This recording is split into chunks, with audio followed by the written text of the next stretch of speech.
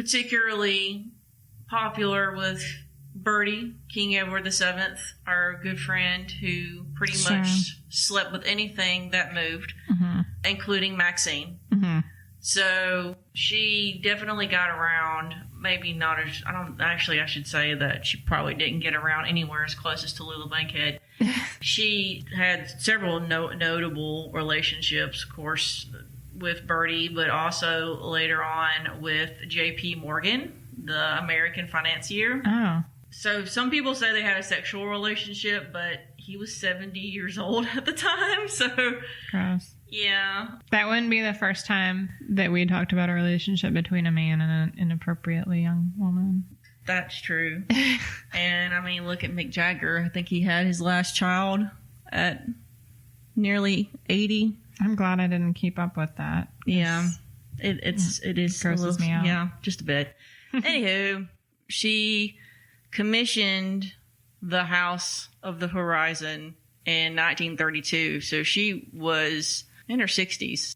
Being that she was such a well-known face, she attracted important people, I should say. So, of course, as Adrienne just mentioned, she, entertained the likes of Winston Churchill, Lloyd George, who was another English prime minister, journalist, the Duke and Duchess of Windsor, former Edward VIII, of course, post his abdication.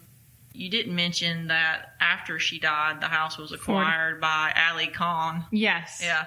Who was married to Rita Hayworth. Right. Yeah. That was a very tumultuous He was a relationship. bad person. Yeah. A very bad person. And then it passed to his nephew. Okay. But then it went to so there was a gap between the 40 and 79. So the Ali Khan, and then it was still in his family, and then it was sold, I think, to the Saudi king.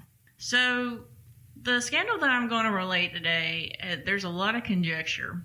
Some people say that it absolutely happened, and then some people say that it didn't, and then some people say that the lady in question was not the lady in question. So, as we alluded to a few minutes ago, Winston Churchill was at the center of this scandal, although it did not come to light until the 1980s. Oh, wow. Although people in the know said that the rumors kind of went around in certain sets when he was alive. Winston Churchill, who was known as being very faithful to his wife Clementine, apparently had an affair with either Maxine Elliott or another woman by the name of Doris Castle Ross. Mm-hmm.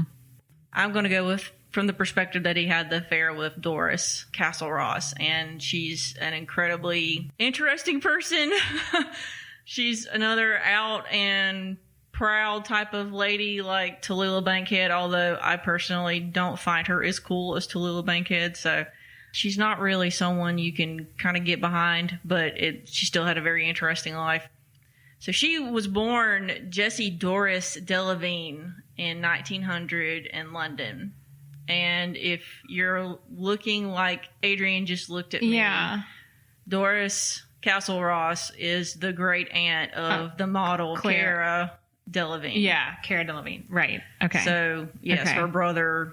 Of course, Cara Delevingne has done quite a few scandalous things herself. So when she started doing these things, it immediately came up the fact that her great aunt was incredibly scandalous on her own.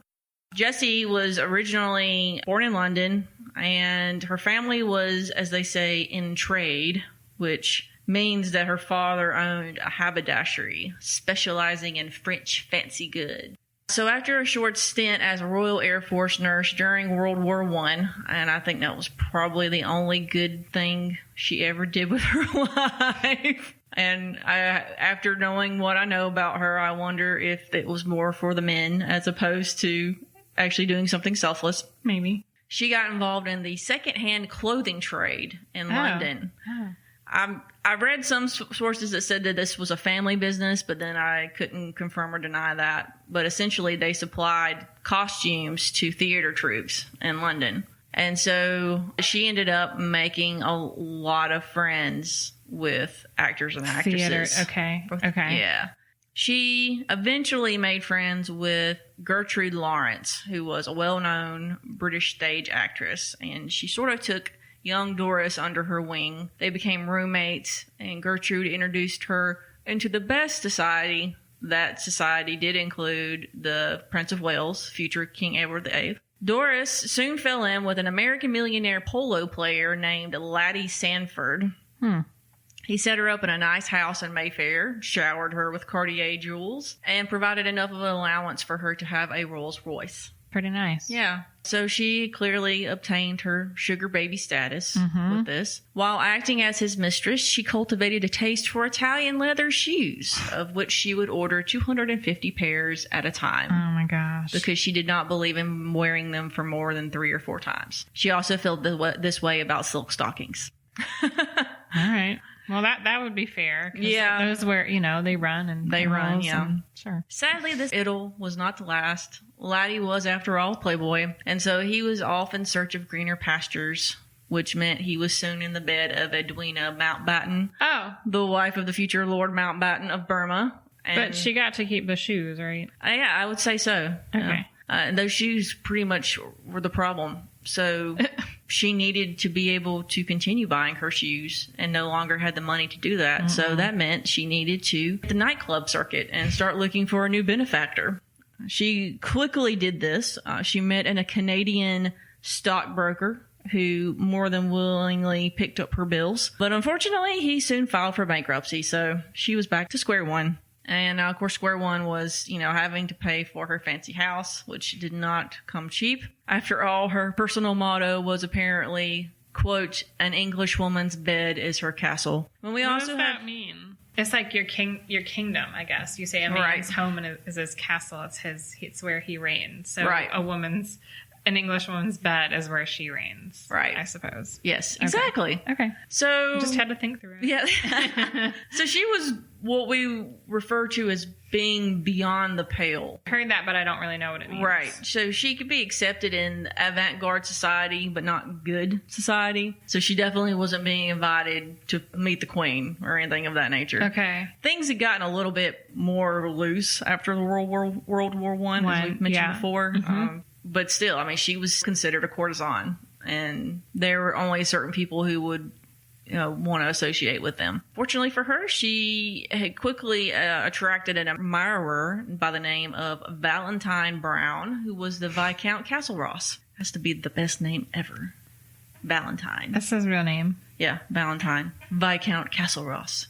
Sounds like he should be in a body stripping novel. Definitely. Interestingly enough, he was a journalist. Once again, it shows you how society had definitely loosened up, because there was a time that when a Viscount, the son of the 5th Earl of Kenmare, they would have never had a job. Sure. He was known for his weekly column, Londoner's Log, which was actually a gossip column. He finally triumphed with Doris, and they soon were a couple running around town together. But of course, everything was not happy. Their relationship was quite volatile, with both parties getting violent with each other during their epic fights. Once they were observed in a restaurant having an argument, whereupon Castleross slapped her in the face, and she in turn bit the hell out of him. So, she bit him? Yeah, she bit him. That's dirty. Yeah. She looks too fair to do that, something like that. Right. She is very slim and petite and wears 20s clothes, dropped waist and the little cloche hats very well. Mm-hmm. So, and he's kind of looks very big, and this is, he's got a watch chain and he's got a 3-piece suit on, and I think he was cigar 17 years older than her. Yeah. He was significantly older than her. And quite rotund. So, yeah. Well, which she made a comment about having to sleep with old fat men later on in her life. So, she apparently had enough experience in that she could comment on it. Wow. Anyhow, they did what a good mismatched couple does. They eloped in 1928. Where? They eloped in that they got married. It wasn't secretly. a big okay. Yeah. Okay. They got married in a registry They office. didn't go away somewhere. No, they didn't go to Gretna Green, no. Sure. The Viscount's parents were thrilled with this misalliance, and they did what any set of good parents do. They cut their son off. So no more money. The couple had to live on Valentine's journalistic efforts, which were probably not enough to keep Doris in her Italian leather shoes and silk stockings. So what's the girl to do? She goes back to being a mistress. She, of course, continued to rule in certain parts of society despite the warnings of those who occupied the moral high ground. Of course, she and her husband continued to have an unhappy marriage, as noted in this article from the Pittsburgh Press in Pittsburgh, Pennsylvania, which is kind of ironic considering that is funny. Where our architect hailed from. Mm-hmm. So this article, it's actually a gossip column from a woman named Helen. It was published in the Pittsburgh Press on the 5th of October, 1937. "Goodness no," exclaimed the Viscountess Castle-Ross when I inquired if there was any truth to the report that she and her husband were being divorced. "We've been married 9 years and we're going to stay married." As far back as October of 1932, the Viscount Castle-Ross, British journalist, filed a petition for divorce. Handsome Sir Alfred Beit, 30-year-old director of Rhodesian South African railroads, was mentioned, but nothing further developed, though gossip persisted in separating the Castle-Rosses. Meanwhile, they flitted back and forth across the ocean, but seldom in each other's company. The Viscount, here this past winter, with Lord Beaverbrook, returned to England in the spring. She returned last week on the Normandy with 2 maids and has taken a 5-room apartment at the Waldorf. Viscount Castle-Ross, 46 and plump, is a captain in the Irish Guards as well as a rich London newspaper publisher. He will inherit the earldom of Kenmare at the death of his 77-year-old father. This earldom, created in 1800, includes 140,000 acres near romantic Killarney in the County Kerry. The barony of Castle-Ross is even older, however, dating back to the 17th century. Less has been told of the Viscountess's family. Her father and mother, Mr. and Mrs. Edward Delavine, are referred to as English, with a home in London. Much more is known about her brother Dudley Delavine, who's often visited America. Once reported engaged to Eleanor Weckbaugh, a wealthy Denver girl, he married the Countess Szynski, another American, whose mother, Sissik Patterson, runs the Washington Post. Reported divorced in November of 1936, I understand that the ties which bind Mr. and Mrs. Delavine are still in the process of being snipped. It's a good thing that these people did not have jobs, because I don't know how they would keep up with all the gossip or create the scandals that they did if they had something to do for most of them. It's an excellent point. Because we gossip to some degree, right? Like, we know the same people. But it's not the same way. Like, it wouldn't... We don't live for it. It doesn't matter. We don't live for it. And whether someone marries or has an affair, like, it doesn't matter in the general scheme of things. And I think it's so interesting to hear about these people's lives, because everything they do is scrutinized and it matters. And those of us that just have normal jobs are like, what we wouldn't give to be rich or travel all over or whatever. But it comes with a host of things that I don't think we can understand unless we're in their position. Right. It's a good point. So, as we can see, Doris did little to disguise her extramarital flings. In 1932, she took up with Randolph Churchill, the son of the famous politician Winston Churchill. So I was going to say, I'm glad that you brought that up, because so I'm not sure who wrote this article. It says how Cara Delevingne's great aunt dazzled the French Riviera set. And so that's the very last thing it says, is that in 33, she was invited to stay at the chateau, and Valentine had petitioned for a divorce citing adultery, but it says he had a list of men to choose from, including Churchill's son Randolph, who on one occasion telephoned Valentine from Doris's bed to taunt him. So how crazy would it have been? Because we don't know for sure if the affair with Winston happened, but then it would be like she for sure, clearly for sure was with the son. Right. So what if she was with the father? Right. Yeah. So Castle-Ross heard through the grapevine that she was having an affair with Randolph. And so he actually called him up and said, I hear you're living with my wife. He didn't care. I mean, it's just stirring the pot, right? Yeah. He couldn't have cared. Yeah. Well, Randolph said in response, yes, I am. And it's more than you have the courtesy to do. Sure. So, ow. So, as Adrienne just said, Doris was fond of traveling. And in 1933, she became a regular visitor to the House of the Horizon. She'd become friends with Maxine Elliott and was invited. So And now for something not so scandalous. Stay tuned for more scandal sheets after the break. And now, back to the show. At the same time, the villa was also a safe haven for Winston Churchill. And